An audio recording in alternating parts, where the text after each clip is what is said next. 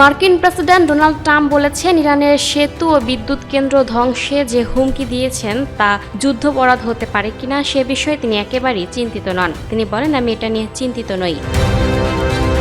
সোমবার 6 April white হাউসে বক্তব্য দিতে গিয়ে সাংবাদিকদের এক প্রশ্নের জবাবে পাল্টা প্রশ্ন করে তিনি বলেন, জানেন যুদ্ধাপরাধ কি? ইরানের পারমাণবিক অস্ত্র রাখা।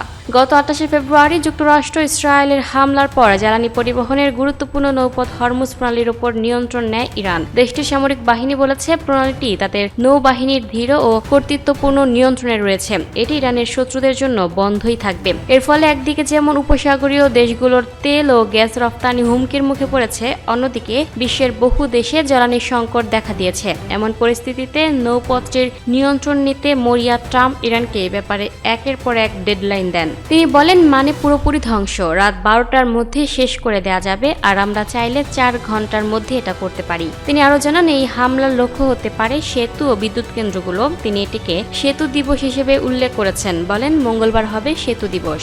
সামরিক আইনের কিছু বিশেষজ্ঞদের মতে এতে বড় পরিসরে এমন হামলার যুদ্ধাপরাধ হিসেবে বিবেচিত হতে পারে। জাতিসংঘ মহাসচিব আন্তোনিও গুতেরেসের একজন মুখপাত্র সতর্ক করে বলেন, এ ধরনের অবকাঠামোতে হামলা আন্তর্জাতিক আইনে নিষিদ্ধ।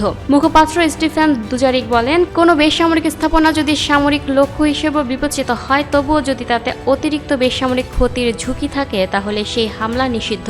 যুক্তরাষ্ট্রের বিমান বাহিনীর সাবেক জাজ অ্যাডভোকেট এবং বর্তমানে আইন অধ্যাপক রেচেল ভ্যান ল্যান্ডিং হ্যাম বলেন, বিদ্যুৎ সরবরাহ বন্ধ হয়ে গেলে হাসপাতাল ও পানি পরিশোধন কেন্দ্রগুলো অচল হয়ে পড়বে, যার ফলে সাধারণ মানুষের মৃত্যু ঘটতে পারে। তিনি বলেন, ট্রাম্প আসলে বলেছেন, আমরা নিখুঁত হামলা বা বেসামরিক মানুষের ক্ষতির ব্যাপারে চিন্তা করছি না, আমরা শুধু ইরানের পুরো বিদ্যুৎ উৎপাদন ক্ষমতাই ধ্বংস করে দেব। Lucky Akter, up to date news, Dhaka.